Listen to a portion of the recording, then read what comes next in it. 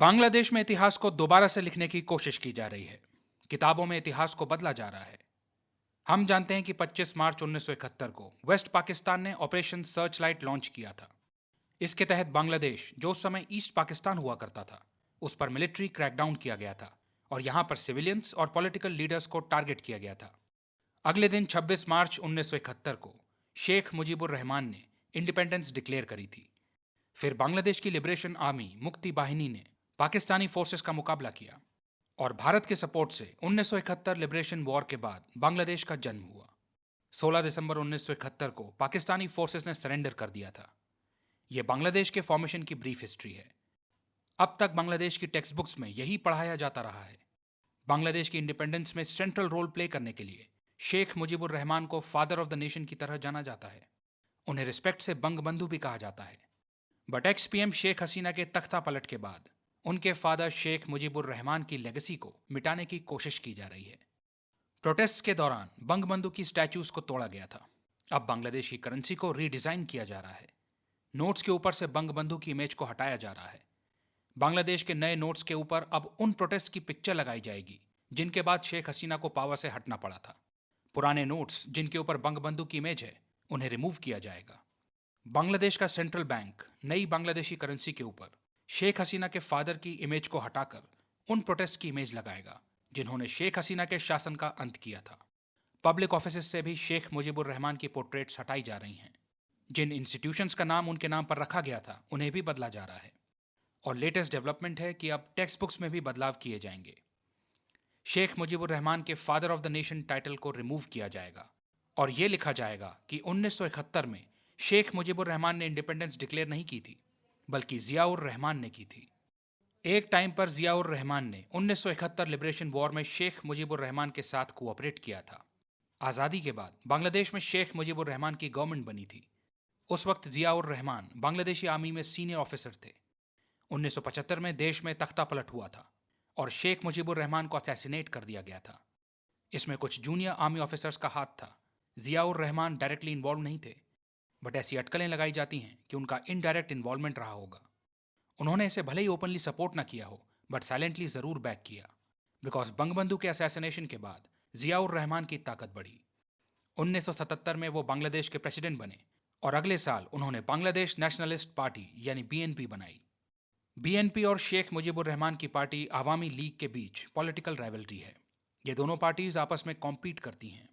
जो भी पार्टी बांग्लादेश में पावर में आती है, वो अपने हिसाब से नैरेटिव को कंट्रोल करती है। 1996 से 2001 और फिर 2009 से 2024 तक आवामी लीग की शेख हसीना बांग्लादेश की प्राइम मिनिस्टर रहीं। हसीना के अंडर उनके फादर शेख मुजीबुर रहमान के पर्सनैलिटी कल्ट में इजाफा हुआ।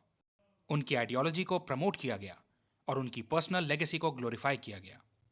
अब तख्ता पलट के बाद बांग्लादेश में Mohammad Yunus led interim government है। उन्होंने चुनाव पोस्टपोन कर दिए हैं।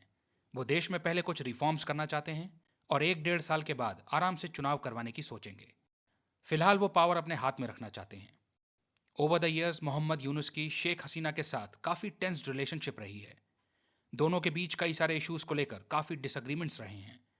मोहम्मद यूनुस के काफ़ी टाइम से पॉलिटिकल एस्पिरेशंस रहे हैं। उन्हें यूएस के डेमोक्रेट्स जैसे हिलरी क्लिंटन, बराक ओबामा और जो बाइडेन का सपोर्ट मिलता रहा है। शेख हसीना मोहम्मद यूनुस को अपने लिए एक थ्रेट की तरह देखती थी। मोहम्मद यूनुस शेख हसीना और उनकी पार्टी आवामी लीग के काफ़ी बड़े आलोचक रहे हैं। तो अब पावर में आने के बाद उन्होंने आवामी लीग के अगेंस्ट बहुत सारे एक्शंस लिए हैं। आवामी लीग के लीडर्स के ऊपर क्रैकडाउन किया है। शेख हसीना के अगेंस्ट स्टेटमेंट्स दिए हैं। उनके अगेंस्ट लीगल एक्शंस इनिशिएट किए हैं। भारत से उनको एक्स्ट्राडाइट करने की मांग की है ताकि उन पर बांग्लादेश में एक्शन लिया जा सके। और साथ ही अब हिस्ट्री को रीराइट करने की कोशिश भी की जा रही है। शेख मुजीबुर रहमान की लेगेसी को मिटाने की कोशिश की जा रही है। हिस्ट्री के अपने वर्जन को प्रमोट किया जा रहा है। जो कुछ भी उनकी आइडियोलॉजी से मैच नहीं करता है, उसे बदलने की कोशिश की जा रही है। जो भी हिस्टोरिकल इवेंट्स उनके पॉलिटिकल राइवल को ग्लोरीफाई करते हैं, उसे डाउन प्ले किया जा रहा है। जो कुछ भी शेख मुजीबुर रहमान की बेटर इमेज को पोर्ट्रे कर रहा हो, अपनी पॉपुलैरिटी डिक्लाइन होने के डर से उसे छुपाने की या चेंज करने की कोशिश की जा रही है। क्योंकि अगर मोहम्मद यूनुस को अपने रूल को लेजिटिमाइज करना है, अपने मौजूदा एक्शंस और पॉलिसीज को जस्टिफाई करना है, तो उन्हें अपने आप को इस तरीके से पोर्ट्रे करना पड़ेगा कि वही जनता के लिए सही लीडर हैं। जनता ऐसे ही किसी के भी शासन को एक्सेप्ट नहीं करेगी। जनता उसी का रूल एक्सेप्ट करेगी जो उनके मुताबिक उनके लिए अच्छा हो। पावर में आना एक बात है और पावर में बने रहना दूसरी बात है। यूनुस पावर में आ तो चुके हैं, बट अगर पावर मेंटेन करनी है तो ऐसा नैरेटिव बनाना पड़ेगा कि वो जनता के लिए बेटर लीडर हैं। वरना बांग्लादेशी जनता के पास प्रोटेस्ट के जरिए लीडर को सत्ता से हटाने का फॉर्मूला तो है ही। तो ऐसा नैरेटिव बनाने के लिए कि प्रेजेंट शासन बेटर है, मोहम्मद यूनुस को अवामी लीग की सिग्निफिकेंस को कम दिखाना पड़ेगा, अपनी आइडियोलॉजी और अपनी पॉलिसीज को बेटर दिखाना पड़ेगा। तभी तो जनता उनको एक्सेप्ट करेगी। क्योंकि यदि हिस्टोरिकल फैक्ट्स आपकी आइडियोलॉजी को गलत या कमजोर दिखाते हों तो अपोजिशन उसका इस्तेमाल करके आपको काउंटर कर सकता है। तो यदि पावर में बने रहना है तो फिर आपको ऐसे फैक्ट्स को या तो छिपाना पड़ेगा या बदलना पड़ेगा। ऑपोजिशन लीडर्स के कंट्रीब्यूशन को आपको डाउन प्ले करना पड़ेगा। जो हिस्टोरिकल फैक्ट्स उनके महत्वपूर्ण रोल को उजागर करते हों उन्हें या तो इरेज करना पड़ेगा या फिर डिस्टॉर्ट करना पड़ेगा। या तो इतनी ईमानदारी हो कि एक्सेप्ट कर लें कि पॉलिटिकल राइवल्स ने भी देश के बेटरमेंट में कंट्रीब्यूट किया है। नहीं तो अगर इतनी ईमानदारी नहीं है, पॉपुलैरिटी जाने का डर है, सत्ता बचाए रखने का लालच है, तो उस केस में अपनी या अपने से रिलेटेड लोगों की गलतियों को हाइड करना पड़ेगा। इसके साथ साथ ऑपोजिशन लीडर्स की कमियों को जोर शोर से उजागर करना पड़ेगा। फॉर एग्जाम्पल, अपने अंडर हो रहे माइनॉरिटीज के ऊपर अत्याचार को डाउन प्ले करना पड़ेगा और प्रीवियस गवर्नमेंट के ह्यूमन राइट्स अब्यूसेस को हाईलाइट करना पड़ेगा। बांग्लादेश में यही हो भी रहा है। हर उस फैक्ट को एलिमिनेट करने की कोशिश की जा रही है जो करंट गवर्नमेंट को बैड लाइट में प्रेजेंट करता हो। कोशिश ये है कि केवल उन सिलेक्टिव हिस्टोरिकल इवेंट्स को लोगों तक पहुंचाया जाए जो करंट रजीम की पॉजिटिव इमेज को पोर्ट्रे करते हों, जो उनके करंट रूल को लेजिटिमाइज करें, उनकी करंट पॉलिसीज को जस्टिफाई करें। ऐसी सिलेक्टिव इंफॉर्मेशन दी जाए जो करंटली चल रही प्रॉब्लम्स से जनता की अटेंशन को डाइवर्ट करे, उन प्रॉब्लम्स के हिस्टोरिकल ओरिजिन पर लोगों की अटेंशन को ले जाए, ताकि प्रेजेंट में उन प्रॉब्लम्स को सॉल्व न कर पाने पर जनता के आक्रोश से बचा जाए, अपनी इनएबिलिटी छिपाई जा सके, कठिन काम से बचा जा सके। इस बात का इंतजाम किया जाए कि अगर कोई आवाज उठाए भी तो वही गलत है, क्योंकि ये नैरेटिव तो ऑलरेडी सेट कर दिया गया है कि हम तो ठीक हैं, पिछले वाले गलत थे। तो जो डिसेंट कर रहा है या पिछले वालों के सपोर्ट में बोल रहा है वही गलत है। ऐसा नैरेटिव बिल्ड करने के बाद डिसेंट को कुचलना आसान हो जाता है। जब भी डिसेंट पर क्रैकडाउन किया जाएगा तब विरोध का सामना नहीं करना पड़ेगा। अब आप समझे क्यों कोई लीडर हिस्ट्री को रीराइट करके ऑपोजिशन को बैड लाइट में फ्रेम करने की कोशिश करता है। हिस्ट्री की टेक्स्ट बुक्स में बदलाव करके आगे की जनरेशन्स किस तरीके से पास्ट के इवेंट्स को समझेंगी उसे कंट्रोल किया जा सकता है। ऐसे में करंट रजीम के लिए लोगों की सोच को ऑल्टर करना आसान हो जाता है। लोगों को अपने प्रति लॉयल और ओबीडियंट रखना आसान हो जाता है। उसके लिए बस नेसेसरी चेंजेस करके उस हिसाब से इंफॉर्मेशन को लोगों तक पहुंचाना पड़ता है। कंट्रोल्ड वे में सिलेक्टिव इंफॉर्मेशन को पहुंचाना पड़ता है जो लोगों की नज़रों में आपकी एक पॉजिटिव इमेज क्रिएट करे। ऐसा करने के बाद पावर कंसोलिडेट करना आसान हो जाता है। सारा खेल पब्लिक परसेप्शन को शेप करने का होता है। हर जगह हर सरकार पब्लिक परसेप्शन को शेप करके अपनी पोजीशन को सीमेंट करने की कोशिश करती है। बांग्लादेश में भी यही हो रहा है। जो भी हिस्टोरिकल इवेंट करंट रजीम या उनसे संबंधित लोगों की फेल्ड पॉलिसीज को उजागर करता हो, नेगेटिव चीज़ों को बाहर लाता हो, उसे या तो डाउन प्ले किया जा रहा है या हटाया जा रहा है। कई बार पावर मेंटेन करने के लिए लीडर्स जो कुछ भी डिजायरेबल ना हो उसे सेंसर कर देते हैं, इनकन्वीनियंट सच को रिजेक्ट कर देते हैं और उसकी जगह कंफर्टिंग झूठ को चुन लेते हैं। हिस्ट्री का एक सैनिटाइज्ड वर्जन प्रेजेंट करते हैं। जो हिस्टोरिकल इवेंट्स उनके अचीवमेंट्स, विक्ट्रीज और माइलस्टोन्स को प्रेजेंट करते हों उन्हें तो रख लेते हैं, सिलेक्टिवली उन्हें जोर शोर से हाईलाइट करते हैं, उन्हें ग्लोरीफाई करते हैं, लेकिन जो अपोजिंग आइडियोलॉजी हो, जो उनकी कमी दिखाती हो, उसे इग्नोर कर देते हैं या डिमीन कर देते हैं। अपना प्रोपेगेंडा चलाने के लिए तमाम तरह के टूल्स का इस्तेमाल किया जाता है, जैसे कि मीडिया, किताबें, सोशल मीडिया एक्सेट्रा। इस तरह की इंफॉर्मेशन डिसेमिनेट की जाती है जो जन जन तक आपके नैरेटिव को पहुंचाए।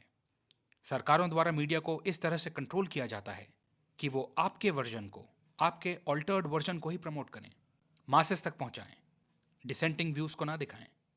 लोगों को इस तरह से ब्रेन वॉश कर दें कि वो आपके मुताबिक ही हिस्ट्री को इंटरप्रेट करने लगें। उनकी थिंकिंग आपकी आइडियोलॉजी से अलाइन हो जाए। वो सब एकजुट होकर आपके लिए लॉयल हो जाएं और आपको अपने लीडर के रूप में एक्सेप्ट करें। अच्छा बनना कठिन होता है, बट अच्छा ना होते हुए भी लोगों को ये यकीन दिलाना कि आप अच्छे हैं रिलेटिवली आसान है। तो ज़्यादातर लीडर्स आसान रास्ते को चुन लेते हैं। इस तरह की गंदी परंतु कारगर स्ट्रैटेजी अपनाई जाती है जहां एजुकेशन सिस्टम्स को टारगेट किया जाता है। बच्चों को अपने फॉर्मेटिव ईयर्स में, अपने डेवलपमेंटल फेज में हिस्ट्री का ऑल्टर्ड वर्जन सिखा दिया जाता है, तो वो उसी नैरेटिव को मानते हुए बड़े होते हैं। वो नैरेटिव गहराई तक उनके अंदर बस जाता है। उनका ब्रेन उस आइडियोलॉजी से कंडीशनड हो जाता है जिसे बाद में बदलना काफ़ी कठिन हो जाता है। वो आप ही के हिस्ट्री के वर्जन को अपना वर्जन मानने लगते हैं। ऐसे में वो किसी भी ऑल्टरनेटिव व्यू को जल्दी से एक्सेप्ट नहीं करेंगे, इवन सुनना ही नहीं चाहेंगे। इस मामले में वो क्रिटिकल थिंकिंग नहीं करेंगे। वो हिस्ट्री के ऑल्टर्ड वर्जन को ही सच मान लेंगे, उस वर्जन को जिसमें आपके ऑपोजिशन को विलेन की तरह पोर्ट्रे किया गया है, जनता के लिए खतरा बताया गया है। तो जब उन्हें सप्रेस किया जाएगा तो उसे ठीक माना जाएगा। जैसे किसी फिल्म में पहले ये एस्टैब्लिश किया जाता है कि ये विलेन है, तो फिर जब वो पिटता है तो उसे ठीक माना जाता है। ये डायरेक्टर तय करता है कि किस किरदार को विलेन की तरह पोर्ट्रे करना है। इसी तरीके से मौजूदा लीडर अपनी पावर का इस्तेमाल करके हिस्टोरिकल इवेंट्स को अपने अनुसार डायरेक्ट करता है। हम सब कहानियों में सोचने के लिए नेचुरली वायर्ड हैं, तो हर लीडर अपनी कहानी को बिलीवेबल बनाने की कोशिश करता है। सारा खेल अपने वर्जन को सही बताने का ही है। एक बार ऐसा करने में कामयाबी मिल गई, फिर आप इजीली ऑपोजिंग वॉइसेस को एलिमिनेट कर सकते हैं। इसलिए हिस्टोरिकल रिसर्च को भी कंट्रोल किया जाता है, क्योंकि यदि आपको अपने हिसाब से नैरेटिव चलाना है तो फिर यह इंश्योर करना पड़ेगा कि कोई सच्चा ईमानदार हिस्टोरियन ऑथेंटिक फैक्ट्स को जस का तस प्रेजेंट न कर दे। अगर आर्काइव्स और रिकॉर्ड्स आपके फेवर में नहीं हैं तो फिर उनकी एक्सेस को रिस्ट्रिक्ट करना पड़ेगा। आप चाहोगे ही नहीं कि कोई उन्हें एक्सेस करे। इंडिपेंडेंट रिसर्चर्स को कंट्रोल करना पड़ेगा। नहीं तो अगर किसी ने सच लिख दिया तो आपका नैरेटिव चैलेंज हो जाएगा। इसलिए जो उनके नैरेटिव के लिए खतरा है, लीडर्स उसे साइलेंस करने की कोशिश करते हैं। ये पूरी एक्सरसाइज है कलेक्टिव मेमोरी को शेप करने की। जब लोग इल इन्फॉर्म्ड होते हैं तब उन्हें मैनिपुलेट करना आसान होता है।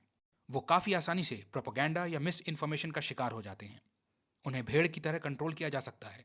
वो फिर आपकी अथॉरिटी को क्वेश्चन नहीं करेंगे। तो इस हिसाब से उन तक सिलेक्टिव इन्फॉर्मेशन पहुंचाई जाती है जो आपके प्रोपेगेंडा से मैच करती हो। वो जागरूक हो गए तो सवाल करेंगे, आपकी डोमिनेंस खतरे में आ जाएगी। इसलिए फिर हिस्ट्री की डिस्टॉर्टेड अंडरस्टैंडिंग क्रिएट की जाती है। ठीक है, यदि ऐसा होता भी है तो इसमें दिक्कत क्या है? देखिए, जब आप हिस्टोरिकल फैक्ट्स को डिस्टॉर्ट करते हैं, आप सच को छिपाने की कोशिश करते हैं, लोगों की ऑब्जेक्टिव अंडरस्टैंडिंग को किल करते हैं, उनमें क्रिटिकल थिंकिंग डेवलप नहीं होने देते हैं, तो एक कमज़ोर समाज का निर्माण होता है जो झूठ पर टिका होता है। सही पास छिपाया जाता है तो जो हिस्ट्री के रियल लेसन्स होते हैं वो लोगों को पता ही नहीं होते हैं। वो एक फॉल्स नैरेटिव से अपना जीवन जीते हैं। तमाम तरह के डिवीजन से ग्रसित हो जाते हैं। समाज में पोलराइजेशन बढ़ता है, आपस में कॉन्फ्लिक्ट बढ़ता है, देश की ट्रू आइडेंटिटी का पतन होने लगता है। लोग अपनी ऑथेंटिक हेरिटेज से डिस्कनेक्ट होते जाते हैं। नई जनरेशन्स अपनी रूट से दूर होती जाती हैं। इतनी दूर हो जाती हैं कि फिर उन्हें अपने कल्चर को समझने में भी दिक्कत होने लगती है। ऐसे समाज में क्रिटिकल एनालिसिस और ओपन डिबेट के लिए कोई जगह नहीं होती है। बायसेस इतने स्ट्रांग हो जाते हैं, लोग अथॉरिटी को क्वेश्चन ही नहीं कर पाते हैं, उन्हें उनके एक्शंस के लिए अकाउंटेबल नहीं ठहरा पाते हैं। तो फिर लीडर जो चाहे वो कर सकता है, और यही तो वो चाहता था। यही तो छुपी हुई डिजायर थी कि सब कुछ उसी के हिसाब से चले। बट हम जानते हैं कि एब्सोल्यूट पावर करप्ट्स एब्सोल्यूटली। तो ऐसे में डिक्टेटोरियल टेंडेंसीज जन्म लेने लगती हैं, अथॉरिटेरियन पॉलिसीज देखने को मिलती हैं। लीडर अपने द्वारा किए गए रिप्रेशन को जस्टिफाई कर लेता है, ह्यूमन राइट्स वायलेशंस को जस्टिफाई कर लेता है, डिसेंट को कर्व करके पावर को कंसोलिडेट कर लेता है। ऐसे में राष्ट्र की क्रेडिबिलिटी और रिस्पेक्ट कम हो जाती है। नैरेटिव चलाकर अपनी जनता को तो कंट्रोल में रख लोगे, बट आपका प्रोपेगेंडा देश के बाहर थोड़ी चलेगा। वहां आप एक्सपोज हो जाओगे। वर्ल्ड में आपके देश की रेपुटेशन एकदम गिर जाएगी। तो आपके नैरेटिव और प्रोपेगेंडा से देर सवेर आपकी और आपके देश की ही रेपुटेशन डैमेज होगी। फैक्ट्स को डिस्टॉर्ट करने की वजह से आपकी क्रेडिबिलिटी खत्म हो जाएगी। जो समाज पास्ट की गलतियों से सीखेगा ही नहीं, वो उन गलतियों को दोहराएगा, इसी चक्र में फंसा रहेगा, प्रोग्रेस नहीं होगी। और एक बात, सच को हमेशा छिपाया नहीं जा सकता। कभी ना कभी तो सच उजागर होगा ही। उस समय देश में इंस्टेबिलिटी और अनरेस्ट देखने को मिलेगा। अचानक लोगों की आंखें खुलेंगी, लीडरशिप से भरोसा उठ जाएगा, देश में क्राइसिस आ जाएगी। तो हिस्ट्री को डिस्टॉर्ट करके और अपना नैरेटिव चला के टेम्पोरली तो लीडर देश के ऊपर अपनी ग्रिप बना लेता है, लेकिन लॉन्ग टर्म में ये काफ़ी डेंजरस साबित होता है।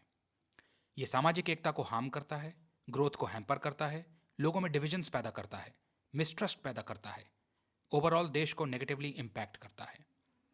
आई होप आपको ये टॉपिक समझ में आया होगा। नेक्स्ट सेशन में मिलते हैं। आपके समय के लिए धन्यवाद।